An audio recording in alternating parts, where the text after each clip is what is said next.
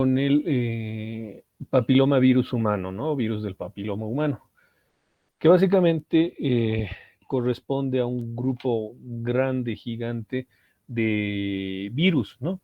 De los cuales se han identificado más de 100 tipos de virus, ¿no?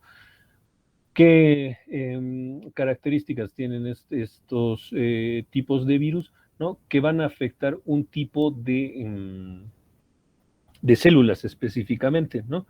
Y estas células son células epiteliales escamosas, ¿no? Entonces, donde tengamos más células epiteliales escamosas es donde va a vivir este virus, ¿no?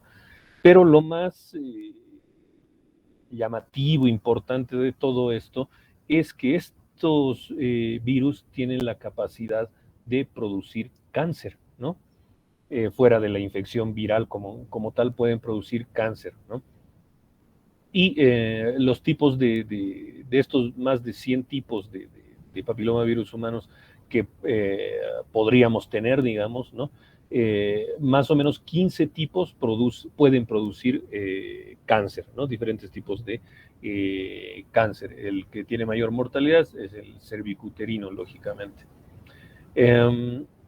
Entonces, básicamente tenemos que las lesiones que puede producir el virus papiloma humano, ¿no? Básicamente son lesiones benignas, verrugas, ¿no?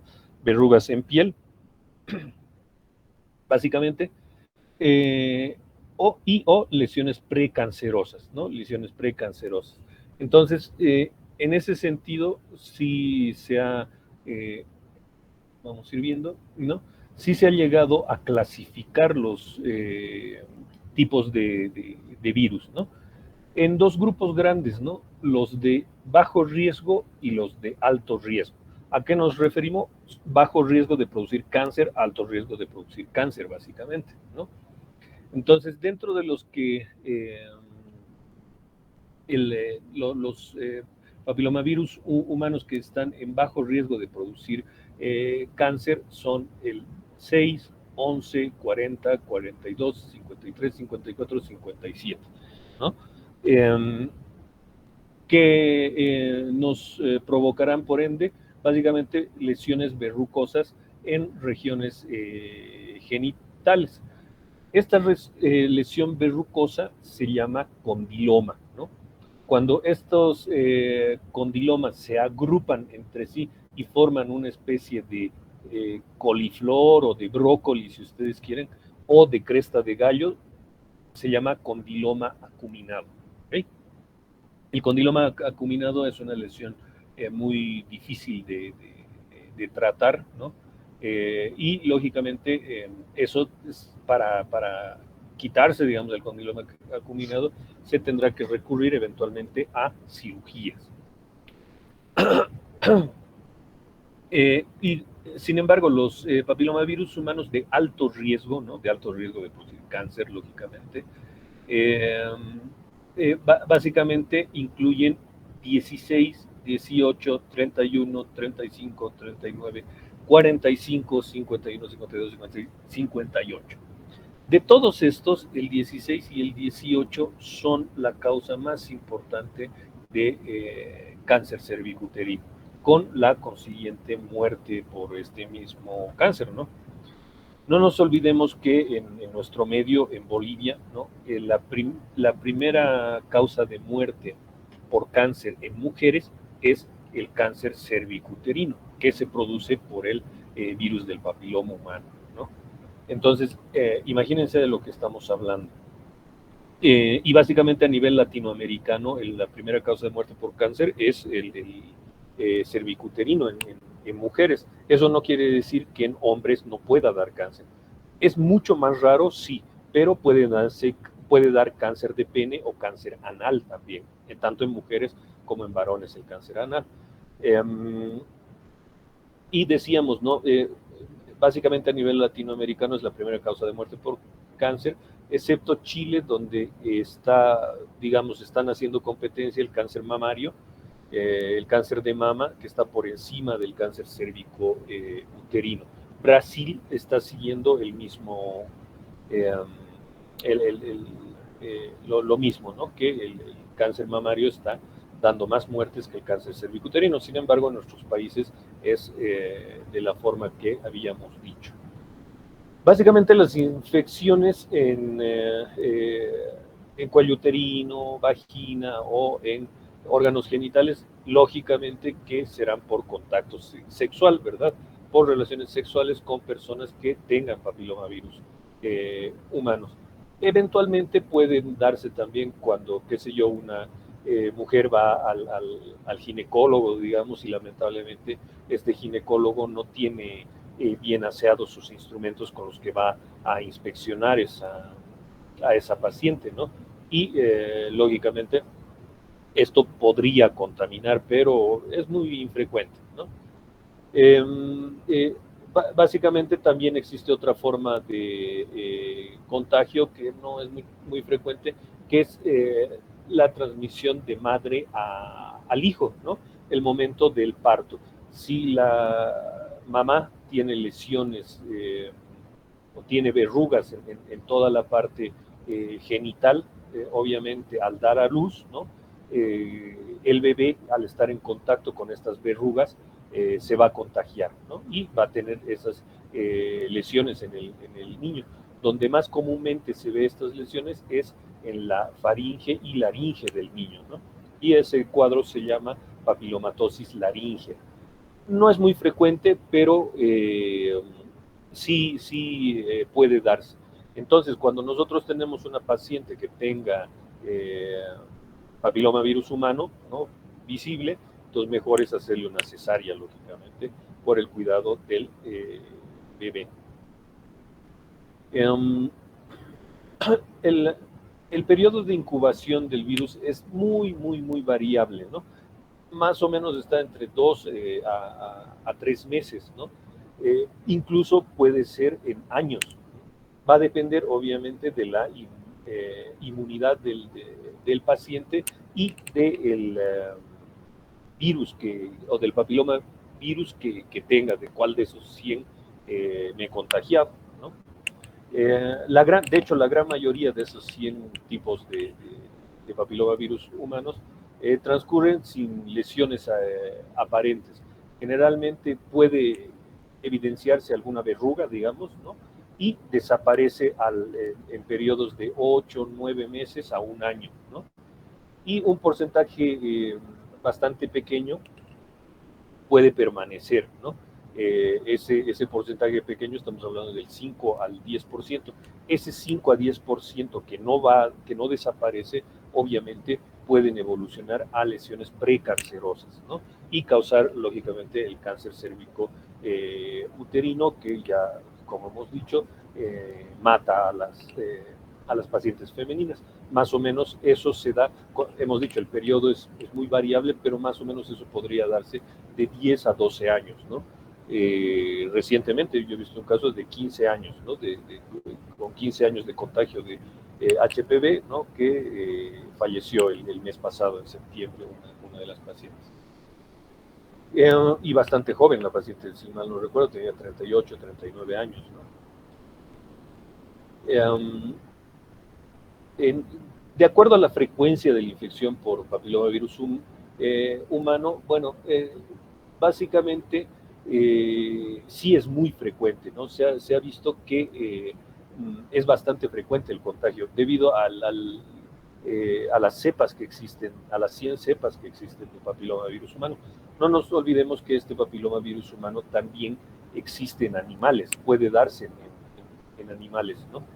Pero son específicas para cada especie, ¿no? O sea, hay papilomas para animales y papilomas para humanos, lógicamente. Eh, básicamente, el 1% de la población sexualmente activa tiene verrugas genitales, pero no nos olvidemos que esto se cura, ¿no? Se puede curar, es decir, no quiere decir que no haya tenido papilomavirus humano los que hoy en día puedan estar curados, por ejemplo, ¿no? Y 4% de la población eventualmente, ¿no? podrían tener ya lesiones un poco más severas, ¿no?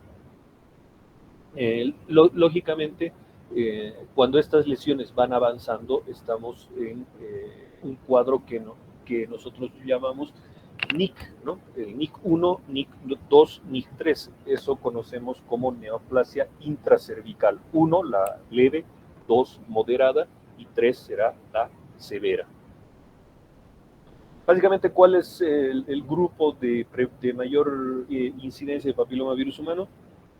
Mujeres jóvenes, ¿no? Mujeres con vida sexual activa, ¿no? Entonces, básicamente estamos hablando de adolescentes y adultas jóvenes. Más o menos el 50% de los contagios de papilomavirus humanos están en esas etapas de la vida, ¿no? Y de todas estas mujeres que desarrollan, de este 50% que desarrollan papilomavirus humanos, o que se contagian, mejor dicho, por papilomavirus humanos, aproximadamente pueden desarrollar cáncer como tal hasta un 15%, ¿no? Como habíamos dicho, la gran mayoría se cura sin tratamiento. El promedio de duración de la verruga, digamos, si es una verruga simple, es de un año aproximadamente, ¿no?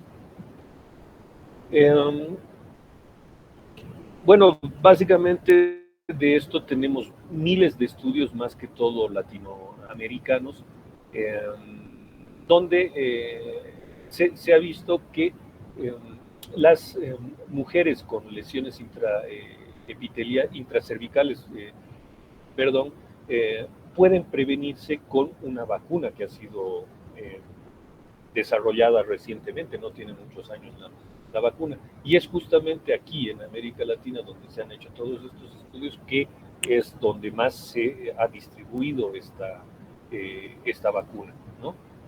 La gran mayoría, volvemos a decir, ¿no? La gran mayoría de las infecciones por el papilomavirus humanos, el 90-95% va a remitir, ¿no? Sin dejar ninguna secuela. De hecho, la única clínica que genera la verruga, ¿no? Es leve escozor y eventualmente el leve dolor. Ahora, no nos olvidemos que estas verrugas no solo salen a nivel genital, ¿no? También puede haber en palmas de las manos, en plantas de los pies, y en estas regiones que tienen mayor apoyo, por ejemplo, las plantares, las verrugas plantares por papilomavirus humano, sí pueden llegar a ser dolorosas, ¿no? El tiempo habitual de resolución espontánea, como habíamos dicho, más o menos es un año, ¿no? Un promedio de 6 a 18 meses. Es necesario que se dé una infección por papilomavirus humano de alto riesgo, lógicamente, y veríamos que esto no se pierde, ¿no? Es decir, estas lesiones, estas verrugas no se van a perder, sino más bien se van a ir así, se van a masificar en este caso.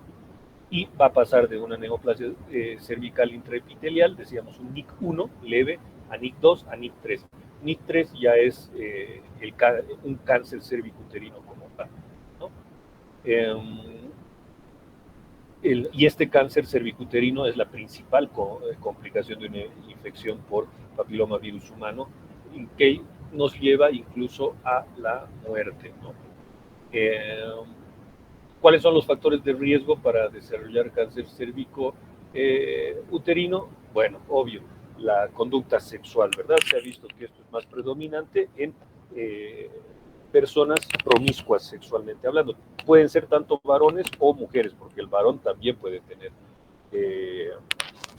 papilomavirus humano, ¿verdad? Entonces, tendrá que ver con la conducta sexual. También se ha visto que el consumo de tabaco incrementa el riesgo de padecer lesiones precancerosas por papilomavirus humano. En mujeres con alto número de embarazos, se dice que en mujeres con más de 4 embarazos o más de 4 hijos también es un factor de riesgo para el desarrollo de cáncer cervicuterino. ¿Qué significa esto? Que en las mujeres mayores, ¿no?, de 30, 40, 50 años, también deberían hacerse citología exfoliativa, perdón, que es lo que llamamos el Papa Nicolau, ¿no? Si tenemos un sistema inmunológico deprimido, lógicamente, ¿no?, es un factor de riesgo importante. Uso prolongado de anticonceptivos, sobre todo en las mujeres, ¿no? Anticonceptivos orales que usen por largo tiempo, también podría ser un factor de riesgo para desarrollar aquello. Eh, Ahí en la foto vemos, ¿no? Los condilomas, ¿no? Estos condilomas. Cuando estos condilomas se reúnen entre sí, pueden hacer o formar el condiloma acuminado y puede aparecer en cualquier lugar de nuestra piel y o mucosas, ¿verdad? Eh, Muy bien, ya habíamos hablado de eso. Básicamente, entonces, ¿cómo podemos prevenir el cáncer cérvico uterino, ¿no? Lógicamente, en las mujeres el principal examen es el Papa Nicolau, ¿no? Que tendría que hacerse una vez al año a partir de la vida sexual activa de la mujer. Papá Nicolau le dice la gente, ¿verdad? O sea, la gente, me voy a hacer Papá Nicolau, váyase a hacerse un Papá Nicolau, qué sé yo. Nosotros, que vamos a ser médicos, tenemos que decirle el nombre científico, que es citología exfoliativa, ¿ok? Así se llama, citología exfoliativa, perdón, con tinción PAP, así se llama, ¿ok? Papá Nicolau en realidad es la tinción, ¿no? Entonces el nombre es citología exfoliativa, ¿ok? Lo que decíamos, ¿no? Mujeres de mayores a 30 años también se recomienda que puedan hacerse una prueba de ADN, que es el diagnóstico también de papilomavirus humano, ¿no? Además de la citología exfoliativa que decíamos. Y por lo demás, tener una vida sana, ¿no? No fumar, eh, no ser promiscuos, eh, limitar el uso de anticonceptivos orales o controlarlos bastante bien con el ginecobstetra, eh, mantener, volvemos a decir, un sistema inmunológico adecuado, alimentándonos bien, qué sé yo, ¿no? Evitando tantas cosas que eventualmente pueden eh, eh, hacer o pueden crear un sistema inmunológico deficitario, ¿verdad? Lo que ya hemos dicho. Y lógicamente la vacuna, ¿no? Eh, Primero que la vacuna lamentablemente no se está usando como debería usarse. De hecho, ¿en qué países se está usando más? Como habíamos dicho, en los países de tercer mundo o subdesarrollados. ¿Por qué? Porque obviamente nos ven como conejillos de indias, pero no existe programas de vacunación, por ejemplo, en países de primer mundo. Estamos hablando de la vacuna contra el papilomavirus humano, ¿no? Es más acá, porque estaba qué sé yo, ¿no? En conflicto el tema de la seguridad de la vacuna y todo aquello, ¿no? Sin embargo, se ha visto que la vacuna contra el papilomavirus humano sí es una vacuna segura, eventualmente puede causar algunos efectos secundarios como cualquier vacuna, leve fiebre, ¿no? Leve mialgias, artralgias y leve irritación en el pinchazo de la vacuna, ¿no?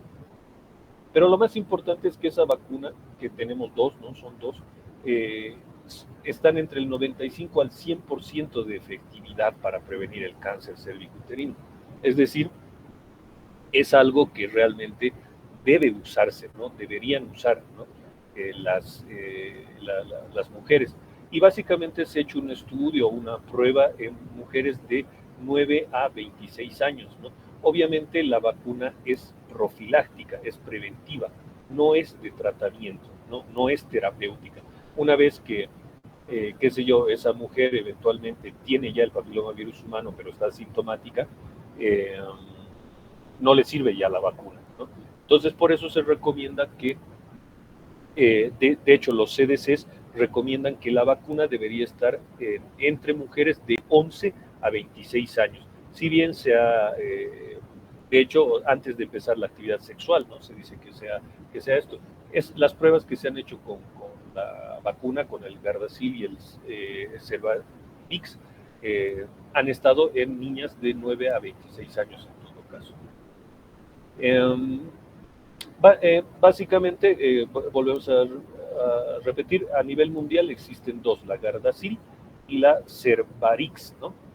Eh, Se aplican en tres dosis, ¿no? Que deben cubrir 6 meses es decir, el mes 0, si ustedes quieren, el mes 2, el mes, es decir, dividimos 6 entre 3, 6 entre 3 a 2 meses, ¿verdad? O sea, cada 2 meses me tengo que poner la vacuna en periodos de a 2 meses, en todo caso, 3 dosis, ¿no? De cualquiera de las vacunas.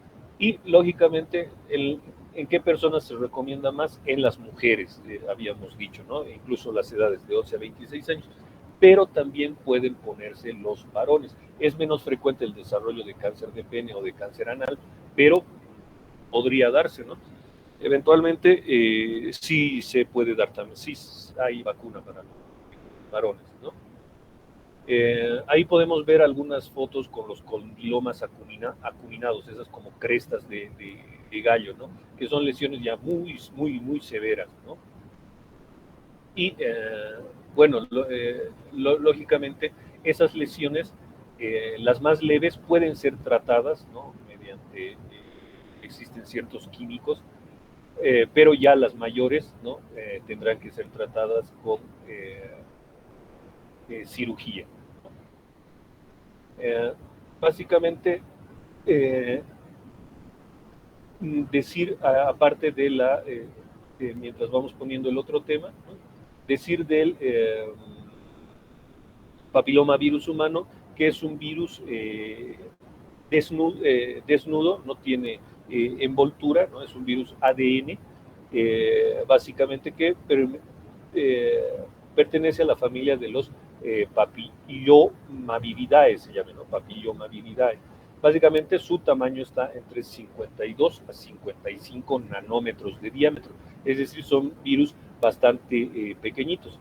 Su replicación es en el núcleo celular y básicamente en el núcleo de células epiteliales escamosas, como habíamos dicho.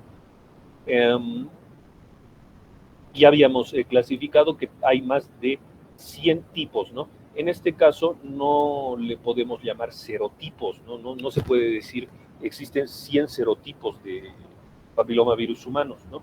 Sino hay que decir 100 tipos o 100 subtipos o 100 genotipos. ¿Por qué? Cuando clasificamos a un virus por serotipo, cuando tienen diferencias en su nucleocápside, ¿no? Entonces hay diferencias en la nucleocápside, serotipo 1, digamos, serotipo A. Hay otra diferencia en la nucleocápside de otro virus, serotipo B o qué sé yo, serotipo 2, ¿no?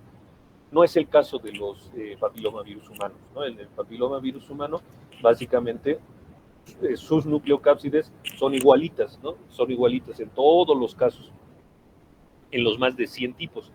¿Qué es lo que varía? El genoma, ¿ok?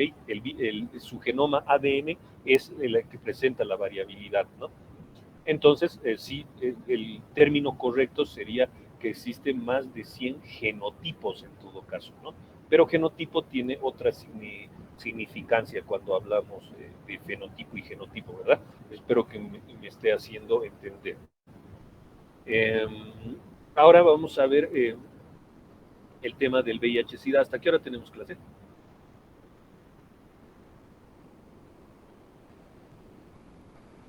Ocho y Hasta 40. la 8:40. 7:40. 8:40. 8:40, ok. Muy bien. Entonces, bueno, ahora nos toca hablar del VIH-Sida. Lógicamente, tal vez es un tema, bueno, para mí personalmente apasionante, ¿no? Aquí yo les sugiero, ¿no? Que pongan todos sus conocimientos de virología habido y por haber, porque hablando del VIH-Sida vamos a hacer un resumen de toda la virología, ¿me entienden? Que existe. ¿Y por qué? Porque, bueno, más o menos el virus se lo ha llegado a conocer en la década de los 80, entonces es decir, es una infección bastante nueva. Sin embargo, dado que se ha producido una pandemia y ha matado a mucha cantidad de gente, se lo ha llegado a estudiar mucho, ¿no? Al virus de inmunodeficiencia humana. Y hoy en día conocemos muchos detalles del virus, ¿no? Extremadamente muy finos del virus, lo cual vamos a ir tocando, lógicamente, si bien va a ser un poquito complejo, pero tenemos que conocerlo bastante bien, ¿no? Porque no nos olvidemos que todavía hoy en día sigue siendo una pandemia. Eh, y pasa más o menos con la COVID-19, ¿verdad? Con el SARS-CoV-2. En estos 2 últimos años, eventualmente, tal vez conocemos más de COVID-19 que de, qué sé yo, del virus de la influenza, por ejemplo, ¿no? Del virus de la influenza tipo 3, por ejemplo, ¿no? Les pongo un ejemplo. ¿Por qué? Porque el COVID-19 igual, ¿no? Se ha convertido en una pandemia y ha matado a mucha gente. Entonces, es lo que más nos suena, ¿verdad? Es los datos que más tenemos son de esas cosas. Entonces, lo mismo pasa con el VIH. Tenemos mucha información en un inicio, ¿no? Información no muy fidedigna, informaciones muy cambiantes, qué sé yo, que hoy en día sí ya las tenemos muy bien definidas, ¿no? Entonces, básicamente, haciendo una reseña histórica, ¿no? Vamos a decir que el virus se fue descubierto, ¿no? Al primer paciente con VIH en Estados Unidos en 1981, en San Francisco, Estados Unidos, ¿no? De hecho, los primeros 10 casos de VIH se dio en esa región, en San Francisco. En 1981, volvemos a repetir, ¿no? El agente etiológico, el VIH como tal, claro que no se llamaba así, se descubrió recién en 1983 en París, Francia. ¿Okay? ¿Quién fue el descubridor de esto? Luc Montagnier. ¿No? Básicamente, Luc Montagnier logró el aislamiento del retrovirus, ¿no? A partir de un ganglio infectado de un paciente homosexual. ¿No? Y eventualmente, bueno, qué sé yo, a partir de ahí también se ha dado cierta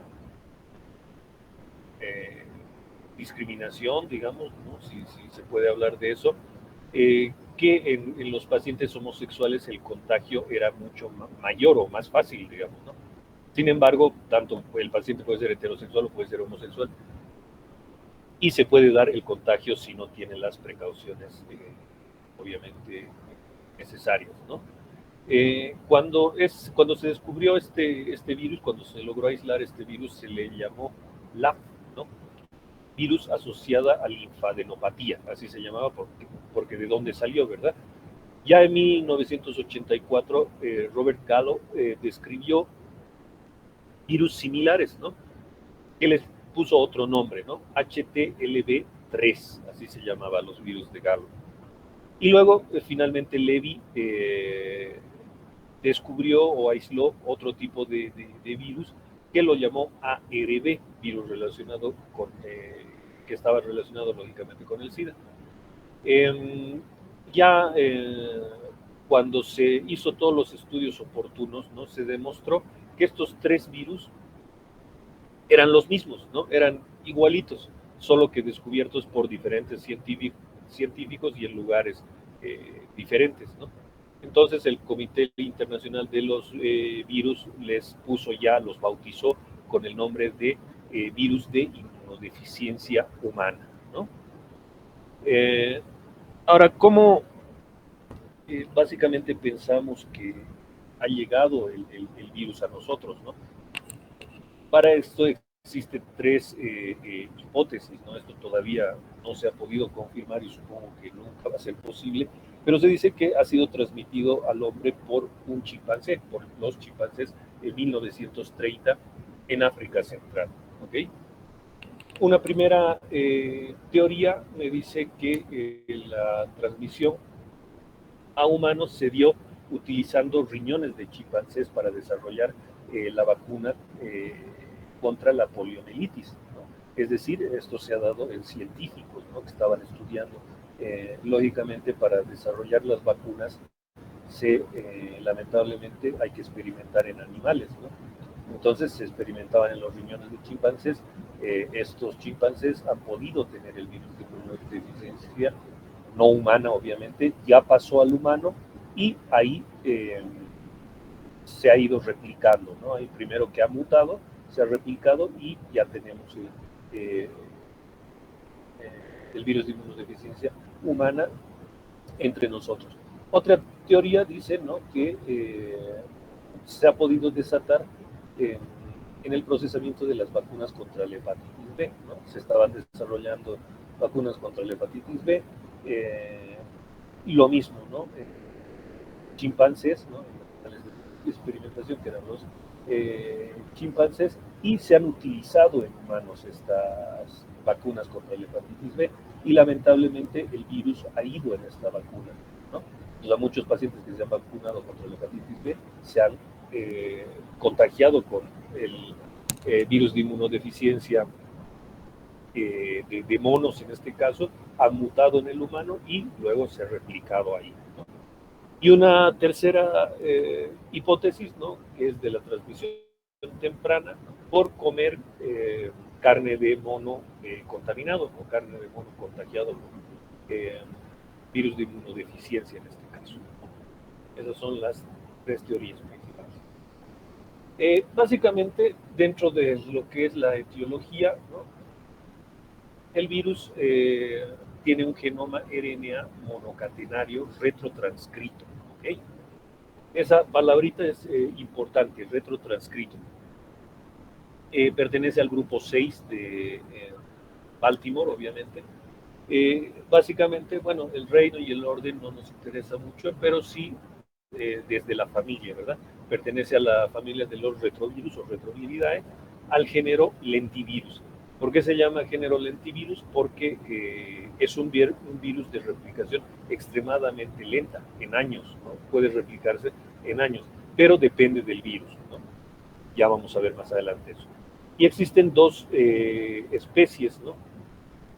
Que básicamente es el virus de inmunodeficiencia humana tipo 1 y tipo 2. El virus de inmunodeficiencia humana tipo 1 es el más común, ¿no? El que está diseminado en diferentes regiones del globo terráqueo, es el más agresivo, de hecho, ¿no? Es el que nos desarrolla mayores complicaciones. Y el virus tipo 2, ¿no? De inmunodeficiencia humana tipo 2 es propia de África Occidental. ¿Okay? Más que todo es ahí donde se ha hallado, y también lógicamente nos va a desarrollar complicaciones, pero se ha visto que es menos severo que el tipo 1. Básicamente tiene una forma esférica, ¿no? Es un virus envuelto de forma esférica con una nucleocápside icosaédrica. Su tamaño está entre 80 a 100 nanómetros de diámetro más o menos. Yendo de afuera hacia adentro, posee una envoltura lipoproteica, como muchos virus. En esa envoltura van a estar insertados dos glucoproteínas, la glucoproteína 120 y la glucoproteína 41, ¿no? La glucoproteína 41 sirve de anclaje para la glucoproteína 120, como vamos a ver más adelante. Luego, adentrándonos un poquito más en el virus, posee una matriz que está formada por la proteína P17. También tiene una nucleocápside que si la descomponemos tiene una cápside formada por la proteína 24 y el genoma como tal constituido por dos hebras de RNA asociados a una proteína, ¿no? Deme un segundito, por favor.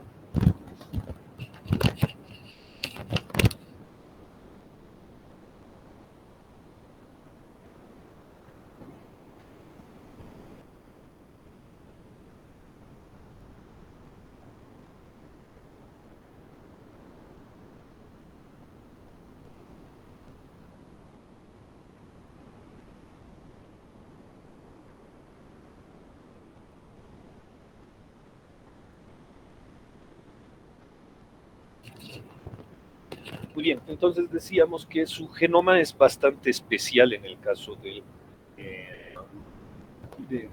virus de inmunodeficiencia humana, ¿no? Cuando decimos que está constituido por dos hebras de ARN, ¿no? Eventualmente podríamos pensar que es un ARN bicatenario, ¿verdad? Porque tiene dos hebras. Sin embargo, son dos hebras de ARN, pero independientes, ¿no? Totalmente independientes, pero gemelas, si ustedes quieren. Entonces, por eso decimos que su genoma está formado por RNA monocatenario, ¿verdad? Pero son dos, es decir, tienen RNA monocatenario gemelos, si ustedes quieren, ¿ya? Asociada a una proteína importante que es la transcriptasa inversa, ¿no? La transcriptasa inversa. Gracias a eso, a la transcriptasa inversa, el virus puede contaminarnos cuando le dé la gana, puede matarnos rápido, puede matarnos lento, puede hacer lo que quiera con nuestro sistema inmunológico, ¿no? Es justamente por esa proteína importante. Básicamente, el virus de inmunodeficiencia humana está compuesto de 9 genes, ¿no? 3 genes estructurales y 6 genes no estructurales. Dentro de los genes estructurales tenemos el ENB, ¿no? Que viene de envoltura, si ustedes quieren. Básicamente, ¿cuál va a ser la función de este gen? Codificar las glucoproteínas de la envoltura, ¿no? Que habíamos dicho que sí existen. Y a partir de la glucoproteína 160, es decir, la glucoproteína 160 va a ser el precursor para la glucoproteína 120 y 41, que básicamente tienen función de fijación a la célula a la que van a hospedar, ¿no? O en la que se va a hospedar, mejor dicho. Luego tenemos el gen GAG o GAG, ¿no? Que viene de grupo, ¿no? Básicamente codifica a la glucoproteína 55 y esta va a dar lugar a la proteína 24. La proteína 24, como habíamos visto, forma la cápside del virus, ¿no? Y la proteína 17, que también sale de la glucoproteína 55, va a formar o va a constituir la matriz del virus. Es decir, es un grupo de proteínas que van a formar la nucleocápside en todo caso. Y luego tenemos el gen POL o POL, que va a codificar 3 proteínas enzimáticas importantísimas, ¿no? La TI o transcriptasa inversa, ¿no? Que decíamos que básicamente va a catalizar el paso de RNA monocatenario a DNA bicatenario, ¿ok? El cual se va a integrar en el genoma de la célula hospedadora. ¿Quién me puede decir de manera muy rápida, ¿no? ¿Qué tipo de genomas hacían esto? ¿O qué tipo de genoma hace esto que acabamos de decir? ¿Quién me puede decir eso? Porque ya hemos avanzado algo de esto, ¿no? ¿Qué genoma hace lo que acabamos de decir? Un genoma helicoidal, doctor. No, nada que ver. El genoma helicoidal lineal es la forma del genoma, nada más. O sea, eso es una forma que tiene X genoma, eso no tiene nada que ver con lo que estamos hablando. ¿Alguien que me pueda decir? El genoma en sentido negativo, ¿no? Ya, genoma en sentido, un RNA negativo, ¿verdad? O sea, es característica decíamos, ¿no? Los RNA negativos, los genomas RNA negativos, tienen que editar su documento y luego recién lo fotocopian. Un RNA positivo simplemente tiene que fotocopiar su documento, decíamos, ¿no? Sin embargo, este RNA es RNA positivo, ¿no? RNA monocatenario positivo en el caso del virus de inmunodeficiencia humana. Sin embargo, gracias a la transcriptasa inversa, por eso se llama así, y no nos olvidemos que en el caso de la polaridad negativa de los ARNs de los otros virus, era la polimerasa, ¿se acuerdan? Era la polimerasa quien editaba el documento y luego los fotocopiaba, ¿verdad? En este caso, la transcriptasa inversa, ¿qué es lo que hace? ¿No? Mediante su RNA monocatenario va al ADN de la célula a la que va a invadir, al ADN bicatenario, y va a replicar este ADN bicatenario, ¿no? Entonces, en otras palabras, se va a disfrazar de célula humana. El virus tiene esa capacidad de disfrazar su genoma como de un linfocito CD4, ¿no? Que es a la célula que va a invadir. Y si tiene esa capacidad de disfrazarse como un linfocito, como un genoma del linfocito CD4, va a poder darle órdenes al linfocito CD4, ¿verdad? Muy bien, yo quiero que empieces a destruir las células del hígado. Muy bien, yo quiero que empieces a destruir las células de la piel. Muy bien, yo quiero que empieces a destruir las células cerebrales, etcétera, etcétera. Esa capacidad tiene el virus de inmunodeficiencia humana, de darle órdenes a nuestras células por un lado, y por otro lado, de replicarse cuando al virus le plazca. Puede ser a corto, mediano o largo plazo, ¿no? Por otro lado, tiene otras proteínas enzimáticas que son la integrasa o P32, que permite la integración del ácido nucleico en el genoma de la célula y va a formar el provirus, ¿no? Cuando forma el provirus mediante la integrasa, la enzima integrasa, entonces esta infección se llama una infección latente y puede quedarse años como provirus, no se forma el virus como tal, puede quedarse años, hasta 10 años, 15 años como provirus, ¿no? Y la proteasa OP11, que básicamente facilita el procesamiento de los precursores proteicos, es decir, la formación de más proteínas, ¿no? Estructurales del virus de inmunodeficiencia humana, ¿no? Y los otros genes que son no estructurales, básicamente tenemos genes esenciales y genes no esenciales.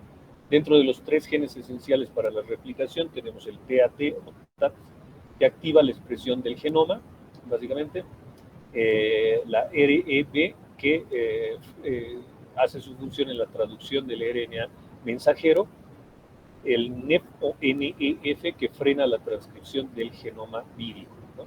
Es decir, tiene toda una ingeniería genética, ¿no? Cuándo se va a frenar su transcripción, cuándo va a acelerar la transcripción, cuándo va a activar su replicación, es decir, el virus decide, en otras palabras, ¿no? Y finalmente tenemos los genes que no son genes esenciales, simplemente van a colaborar con la transcripción, la infecciosidad o la viremia y la maduración de las partículas virales, ¿no? Dentro de estos tenemos el BIF, ¿no? O BIF, responsable de la infecciosidad vírica, el BPR va a incrementar la velocidad de replicación y el BPU, que va a intervenir en la maduración y liberación de los viriones, ¿ok? Y tenemos un último que no está anotado aquí, que no es frecuente, que es el BPX, ¿ok? El BPX, que solo está en el subtipo de virus de inmunodeficiencia humana tipo 2, en el tipo 2. Tiene aparte un gen no esencial que se llama BPX, ¿ok? Ahí vemos entonces, ¿no? Lo que decíamos, yendo de adentro a afuera, ¿no? Ahí tenemos la glucoproteína 120, que va a ser su principal antígeno. Por medio de esta glucoproteína va a llegar, esta es la llave, si ustedes quieren, que va a ir al receptor de la célula CD4. Está unida a la envoltura por la glucoproteína 41, ¿no? Esta es la glucoproteína 41.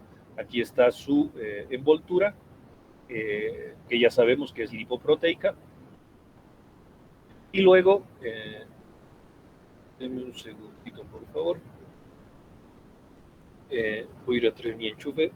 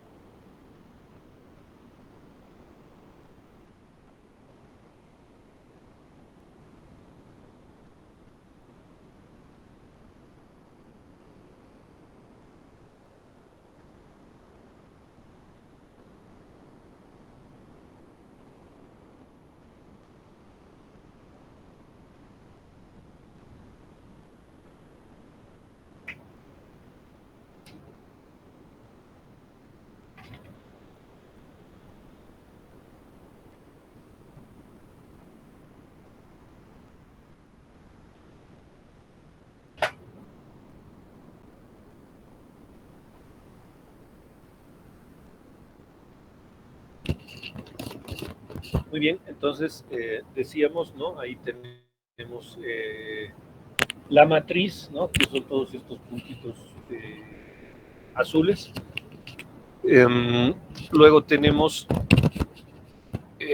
yendo más dentro ya la nucleocápside como tal, ¿no? Y dentro de la nucleocápside tenemos dos moléculas separadas de RNA monocatenario, ¿no? Aquí tenemos una, aquí tenemos dos. Y estas moléculas de RNA monocatenario están unidas a su transcriptasa inversa cada una, ¿no? Básicamente, entonces, ¿cómo se da la replicación en la célula, ¿no? Primero tiene que producirse la entrada del virus a la célula mediante la glucoproteína 120, que esa era la llave, hemos dicho, ¿no? Entonces, ¿cuál será la chapa o cuál va a ser el receptor? El receptor se llama CD4, que se encuentra en la membrana de los linfocitos T CD4, ¿ok? Mediante esto se va a producir una fusión. Aquí está el virus, se ha fusionado con la membrana celular y lógicamente va a ingresar solamente la nucleocápside, ¿verdad? Su membrana se queda ahí. Cuando ya ingresa al citoplasma de la célula, se va a dar la transcripción inversa e integración, ¿no? Que se refiere a la liberación del genoma viral, ¿verdad? Entonces, abandona su nucleocápside y se libera el genoma. En otras palabras, ¿no? El RNA viral, en este caso. Aquí se va a dar la conversión en DNA, ¿ok?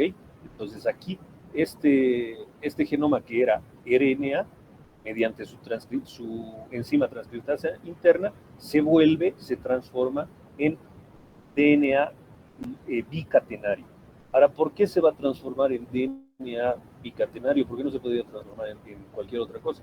Porque de eso está formado el núcleo de la célula a la que ha invadido. Se está copiando, se está disfrazando, ¿ok? Y este genoma ya retrotranscrito entra al núcleo celular. Dentro del núcleo se va a dar el proceso de integración, es decir, se va a unir al ADN de la célula. El ADN viral se va a unir al ADN de la célula. Por ende, tiene todo el derecho de darle órdenes a esa célula, ¿entienden? Mediante qué estructura tienen funciones las células, gracias a su genoma, ¿verdad? Qué sé yo, las células nerviosas, por ejemplo, las neuronas, tendrán la función de hacer sinapsis. ¿Por qué? Porque su genoma, su ADN les dice que sirven para eso, que para eso han sido hechos.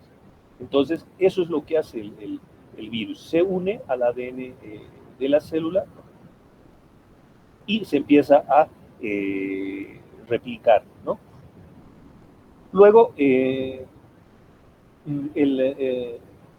a esta altura, ¿no? El virus de inmunodeficiencia humana permanece latente, ¿no?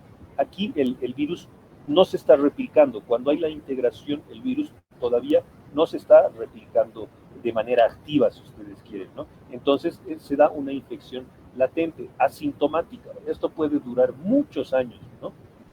Hasta que sí ya empieza a sintetizarse RNA mensajero, ¿no? Y al sintetizarse RNA mensajero, ya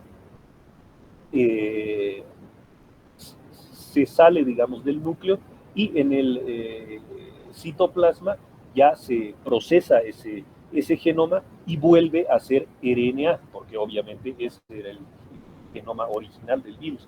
Entonces, vuelve a convertirse en RNA, el virus se ensambla, ¿no? Mediante tomando partes de la membrana celular, se ensambla y por gemación sale a invadir otra célula, ¿ok? La traducción y maduración, ¿no? Es cuando las proteínas virales básicamente se van a procesar de forma post-transduccional, ¿no?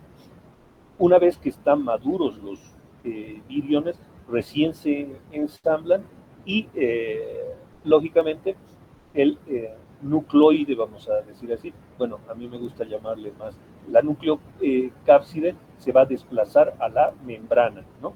y va a salir por gemación. Ese es el ciclo vital, digamos, del virus de inmunodeficiencia humana. Ahora, todo lo que acabamos de decir puede producirse en días o puede producirse en años. ¿De quién depende? Del virus. Ya adentrándonos en la patogenia, obviamente vamos a saber que las vías de transmisión será por contacto directo y por contacto sexual, ¿no? No nos olvidemos que el VIH está presente en sangre, en semen, en secreciones vaginales y en leche materna. También podemos encontrar, pero en mucha menor cantidad, y no es contagioso, en lágrimas, en saliva, en líquido cefalorraquídeo, líquido pleural, en líquido peritoneal, etcétera, etcétera, ¿no? Pero, sin embargo, ¿por dónde nos podemos contagiar? Estando en contacto con sangre, semen, secreciones vaginales o leche materna, ¿no? La transmisión y la evolución del cuadro va a depender de 4 cosas. La vía de transmisión no es lo mismo que me transmita vía contacto sexual o vía transfusión sanguínea, ¿verdad? ¿Cuál será peor? Vía transfusión sanguínea, obviamente. Dependerá de la dosis del virus, ¿ya? Es decir, de la carga viral, en otras palabras, ¿no? Exactamente lo mismo. No es lo mismo que me transmita, qué sé yo soy médico o paramédico y atiendo pacientes con VIH, ¿no? Entonces tendré el riesgo de tener una carga viral bastante alta del virus de inmunodeficiencia, perdón, si es que me contagiara, ¿no? Entonces depende también de la dosis del virus. Por eso volvemos a repetir. Si, por decir, ¿no? Yo comparto un beso, por ejemplo, yo soy negativo, pero comparto un beso con una paciente, con una persona, perdón, positiva, VIH positiva, ¿me contagiaré o no me contagiaré? No, porque la dosis viral es bajísima. Hay el virus en la saliva, pero en muy poca dosis, no me voy a contagiar, ¿no? Pero si tengo relaciones sexuales sin protección con esa misma persona, ahí sí me contagiaré, porque la dosis del virus va a ser alta, ¿no? También dependerá de si la transmisión es por sangre o por mucosas. Ya habíamos dicho, ¿no? Si la transmisión es por sangre, el cuadro será mucho peor y más rápido, ¿no? Si es por mucosas, por ejemplo, por contacto sexual, ¿no? Bueno, igual nos vamos a contagiar, pero eventualmente el cuadro eventualmente podrá ser más benigno, ¿no? Y depende también de los factores del huésped, es decir, de cuán potente es su sistema inmunológico. No es lo mismo contagiarse de VIH, qué sé yo, ¿no? A los 20 años que contagiarse de VIH a los 60, por ejemplo, ¿no? Habrá gran variabilidad. No es lo mismo contagiarse con VIH estando sano sin tener ninguna patología de base que contagiarse teniendo diabetes, hipertensión, siendo obeso, por ejemplo, ¿no? Y en cuanto a las vías de transmisión, tampoco es lo mismo, por ejemplo, practicar un sexo vaginal, ¿no? Y sexo anal, si ustedes quieren. ¿Cuál creen que sea peor en este caso? Así, de manera aleatoria. ¿Cuál creen que sea peor, el sexo por vía vaginal o el sexo por vía anal? Hablen, no puedo ver quién levanta la mano ni quién escribe. Hablen nomás, por favor. Por vía peor vaginal. el sexo anal, Vaginal, doctor. doctor. Vaginal. Vaginal, Anal, ¿es doctor. peor? ¿Es más grave? Vaginal, doctor. Vaginal, doctor. Ya. No, ¿no? En todo caso, si uno tiene relaciones por vía vaginal, el epitelio y mucosas vaginales, ¿no? En la mujer son mucho más resistentes, ¿no? Que qué sé yo, el sexo anal, ¿no? El sexo anal, para empezar, que digamos, esa región no ha sido preparada para tener relaciones sexuales, ¿verdad? La región preparada para eso era la vagina, ¿verdad? No la región anal. Sin embargo, a partir de que se puede tener relaciones sexuales vía anal, se puede crear muchas más lesiones. es decir, ya la vía de contagio o la vía de transmisión ya no va a ser por mucosas, ¿verdad? Como si fuera por la vía vaginal, sino va a ser vía hematógena. ¿Por qué? Porque el esfínter anal puede sufrir laceraciones, qué sé yo, incluso en algunos casos llega al sangrado, y si esa persona tiene VIH positivo, se va a contagiar vía hematógena y por ende será mucho peor, ¿no? Tenemos 3 estadios de la infección por VIH, ¿ok? El primer estadio lo conocemos como primoinfección o infección primaria, donde se va a dar básicamente la diseminación del virus a los órganos linfáticos y al sistema nervioso, ¿ok? En estos casos no se van a detectar anticuerpos contra el virus, ¿no? Anti-VIH. Y esto conocemos como el periodo ventana o la etapa ventana. Es decir, si yo le hago, qué sé yo, yo he tenido una noche loca con una persona que pienso, ¿no? Con una, qué sé yo, ¿no? Una persona desconocida que pienso que puede ser VIH positiva. Y al día siguiente me hago la prueba para VIH positiva y me da negativo, ¿no? Eso no es seguro de que yo sea negativo, ¿me entienden? ¿Por qué? Porque estoy en el periodo ventana. Ese periodo ventana quiere decir que me haga el examen que me haga, bueno, tampoco cualquiera, ¿no? Pero me haga la mayoría de los exámenes comunes para VIH, me van a salir negativo, pese a que yo pueda ser positivo, ¿ok? A eso se llama periodo ventana. Hay una gran actividad citotóxica, es decir, una invasión del virus de la inmunodeficiencia humana hacia los linfocitos T, principalmente los CD4 y los CD8, ¿no? Y durante este periodo, el paciente, permanece asintomático, es decir, ese paciente puede seguir contagiando, ¿no? No tiene síntomas, no tiene absolutamente nada.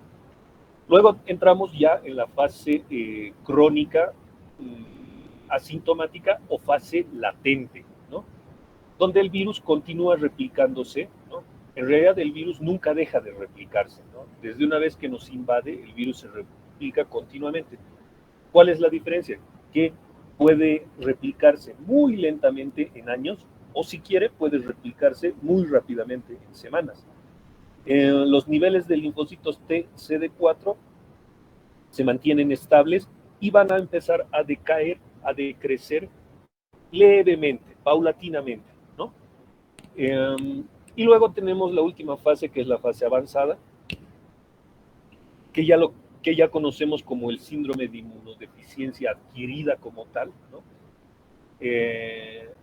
Donde ya va a haber una incapacidad para contener la replicación viral, es decir, los linfocitos CD4 ya prácticamente no sirven para nada, el virus es el que manda, ¿no?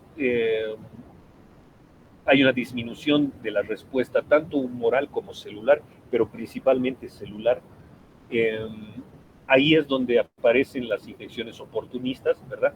Ahí se van a desarrollar infecciones por hongos, infecciones por otros virus, infecciones por micobacterias, etcétera, etcétera, ¿no? Y va a haber un descenso drástico de los niveles de linfocitos de CD4, ¿no? Cuando estamos hablando que este déficit ya es menor a 200 linfocitos CD4, estamos hablando de SIDA como tal. Esta progresión más o menos va a tardar entre 10, 12 a 15 años, ¿no? Pero habíamos dicho, ¿no? Depende de la inmunidad del paciente, de los factores del huésped, de la transmisión, si es por sangre o por mucosas, de la dosis del virus y de la vía de transmisión, ¿no? Para ver si esto es más rápido o más lento. Todo lo mismo, ¿no? Decíamos, en la infección primaria o en la primoinfección, ¿cuáles van a ser los síntomas? Se llama el síndrome retroviral agudo. Síntomas inespecíficos, leve cefalea, febrícula, dolor de músculos, dolor de articulaciones, pérdida de peso. Eso es característico, va a haber pérdida de peso, falta de apetito, ¿no? Básicamente, ¿qué vamos a ver acá? ¿No? que el virus, va a haber un aumento drástico del virus, ¿no? El virus sube, ¿no? O sea, hay una replicación y transcripción activa del virus en todo caso, ¿no? Los linfocitos CD4 van a descender más bien, van a bajar en la primera infección hasta estabilizarse en cierta región. Van a aumentar levemente, ¿no? El paciente todavía está asintomático, ¿no? Simplemente ha desarrollado el síndrome retroviral agudo, que es un cuadro inespecífico, habíamos dicho. Y los linfocitos CD4 van a permanecer estables en toda la primera infección. Los anticuerpos recién empiezan a subir, como vemos aquí, y van a ser detectables más o menos entre las 6 y 8 semanas de que el paciente se haya contagiado, ¿no? Si nosotros nos medimos antes, es el periodo ventana, nos va a salir negativo y puede ser que tengamos VIH, ¿no? Entonces, eso es importante conocer. Las primeras 4 a 8 semanas se produce el periodo ventana, es decir, que si me hago ELISA para VIH, me va a salir negativo y puede ser que sea positivo. Después de los 6 meses, se dice que sí o sí, todos los viejos, los jóvenes, los que tengan patología de base, cualquier persona después de los 6 meses ya desarrolla anticuerpos. Y ya obviamente si le hacemos exámenes nos va a dar positivos en todos los exámenes. Luego decíamos, ¿no? Tenemos el periodo de latencia, que también es un periodo asintomático donde el paciente va contagiando. Esto puede durar años, hasta 10 años eventualmente, depende de muchos factores, ya habíamos analizado, ¿no? Y más bien en este periodo de latencia ya sí va a haber un descenso, un decremento de los linfocitos CD4, ¿no? Paulatino, no va a ser brusco, paulatino. Va a permanecer el paciente con seropositividad, ¿no? Es decir, los anticuerpos son ya registrables, y el virus entra en un periodo de latencia justamente, es decir, se produce una infección latente, como habíamos dicho que, por ejemplo, los herpes virus también tienen esa capacidad, ¿no? Se produce una infección latente y ese virus vive dentro de los linfocitos CD4 sin molestarlos mucho, ¿verdad? Qué sé yo, se da la vida ahí hasta que llegamos a la fase sintomática, ¿no? Donde el virus va a incrementarse bruscamente. Dijo, bueno, ya me di la vida, ya estuve todo bien hasta aquí, pero ahora ya me toca matarlo al tipo, ¿no? O a la tipa, ¿no? Entonces, sube la carga viral, se empieza a replicar activamente el virus, ¿no? Enérgicamente, descienden los linfocitos CD4, es decir, no tenemos ya protección alguna. Obviamente la seropositividad va a seguir, ¿no? Eso se va a mantener hasta que se muera el paciente, y en esta fase sintomática básicamente se desarrollan las infecciones oportunistas. Cuando se desarrollan infecciones oportunistas estamos hablando de SIDA como tal. Más o menos hemos dicho que eso tendrá que haber pasado unos 10, 12, 15 años, dependiendo del paciente. Entonces tenemos 3 estadios o 3 etapas clínicas específicamente que se miden por el número de linfocitos CD4. ¿Okay? Entonces tenemos un periodo asintomático A, un periodo sintomático B, que se llama no A, no C, ahorita vamos a explicar todo eso, y un periodo o etapa C, que ya son indicadores de SIDA como tal, ¿no? Cuando los linfocitos están menor a 500, entonces estamos hablando de una etapa 1 también. Cuando están entre 200 a 500, estamos hablando de una etapa 2. Y cuando están menor a 200, estamos hablando de una etapa 3. Todas las etapas 3 ya son SIDA como tal, habíamos dicho, porque la carga, los linfocitos CD4 están menores a 200. Aquí podemos ver la explicación de lo que acabamos de decir, ¿no? En la clasificación A, los sujetos con infección primaria son asintomáticos, ¿no? Básicamente. Luego tenemos la clasificación B, ya son individuos relacionados con infección por VIH que no presentan procesos pertenecientes al grupo C, que son las infecciones oportunistas, es decir, candidiasis oral, herpes zóster, leucoplasia vellosa, todo eso ya hemos visto con los herpes virus, ¿verdad? Diarrea de más de un mes de evolución y otro tipo de infecciones oportunistas. Luego tenemos en la clasificación C, que ya son pacientes con diversos procesos de infecciones oportunistas, candidiasis esofágica, infecciones por citomegalovirus, por otros herpesvirus, tuberculosis, infecciones por otros hongos, toxoplasmosis cerebral, que es muy grave en los pacientes con VIH, y procesos neoplásicos como el sarcoma de Kaposi, que se da por el herpesvirus tipo 8, ¿verdad? Entonces, ¿en qué caso vamos a utilizar propiamente dicho el término SIDA? En los casos CD1, CD2, CD3, A3 y B3, por lógica, ¿verdad? Es lo que acabamos de explicar. Esta es la línea de vida de un paciente con VIH, ¿no? Tenemos sus linfocitos CD4, como van descendiendo, ¿no? Habíamos dicho, aquí están en semanas y en años, ¿no? Van descendiendo, se estabilizan, suben un poquito y luego empiezan a descender paulatinamente con los años. Tenemos los anticuerpos que primero nos van a dar negativo, negativo, negativo, negativo las primeras 8 semanas, luego recién aparecen y se hacen positivos hasta, qué sé yo, todo el periodo, ¿no? Que ese paciente tenga el VIH. Y tenemos la carga viral, ¿no? La carga viral se eleva en la primoinfección, ¿no? El paciente permanece asintomático porque baja luego la carga viral y vuelve a subir con los años hasta que llega a SIDA como tal, ¿no? Y obviamente ahí está la línea de la muerte del paciente.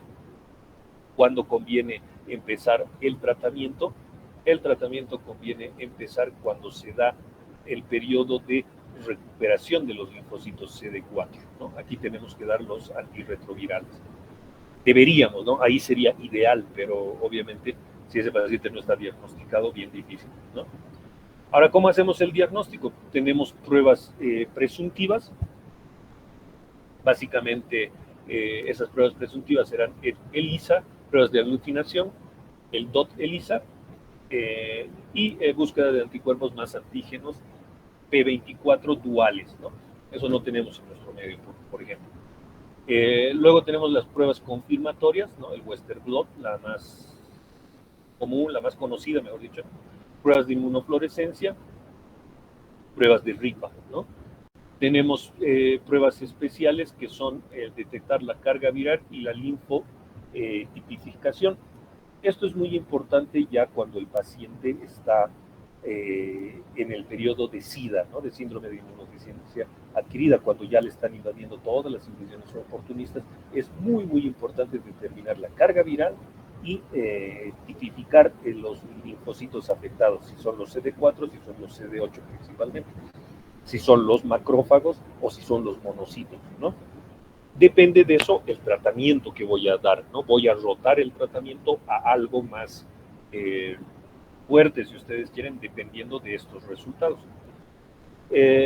Y también se puede hacer un diagnóstico perinatal si es que ha habido una transmisión vertical, es decir, de una madre con VIH a su hijo, ¿no? ¿Qué le tendríamos que hacer a ese niño para saber si tiene o no tiene VIH, ¿no? La reacción en cadena a la polimerasa, pruebas de Western blot, y buscar inmunoglobulina A, básicamente. ¿Cuál es el algoritmo que tengo que utilizar? ¿No? Primero me hago una prueba, qué sé yo estoy en duda si tengo o no tengo VIH positivo, porque ayer he atendido una paciente VIH positivo y como que sí, hace muchos años atrás, ¿no? En terapia intensiva, atendiendo una paciente con VIH positivo de una peritonitis, es decir, en contacto con sangre y todo eso, había que curarle las heridas de la peritonitis, todo eso, ¿no? Estar en contacto con sangre, todo eso, entonces lógicamente por responsabilidad tendría que hacerme una prueba, ¿verdad? Entonces primero me hago un ELISA, ¿no? Un primer ELISA, y me da negativo, entonces soy negativo, no pasa nada, ¿no? Si me da positivo, entonces me hago un segundo ELISA específico para inmunocromatografía, ¿no? Si me da negativo, muy bien, soy negativo, y al mes o en 3 meses, dependiendo de qué me voy a hacer, puedo repetir mi prueba, ¿no? Y si me da negativo, bueno, no tengo VIH. Si me da ese ELISA positivo, entonces ya tengo que hacerme el Western blot. El Western blot básicamente me va a detectar qué tipo de VIH tengo, es decir, le va a dar el apellido al virus y al genoma del virus, ¿no? Si me da negativo, ¿no? Entonces no había tenido VIH, ¿no? Soy negativo y tengo que repetir la prueba en 1 a 3 meses. Y si doy positivo, obviamente ya no hay por dónde, ¿no? Soy VIH positivo. Entonces, para decir que yo estoy contagiado con VIH, tengo que hacer toda esta escalera de pruebas diagnósticas, ¿no? Muy bien. Hemos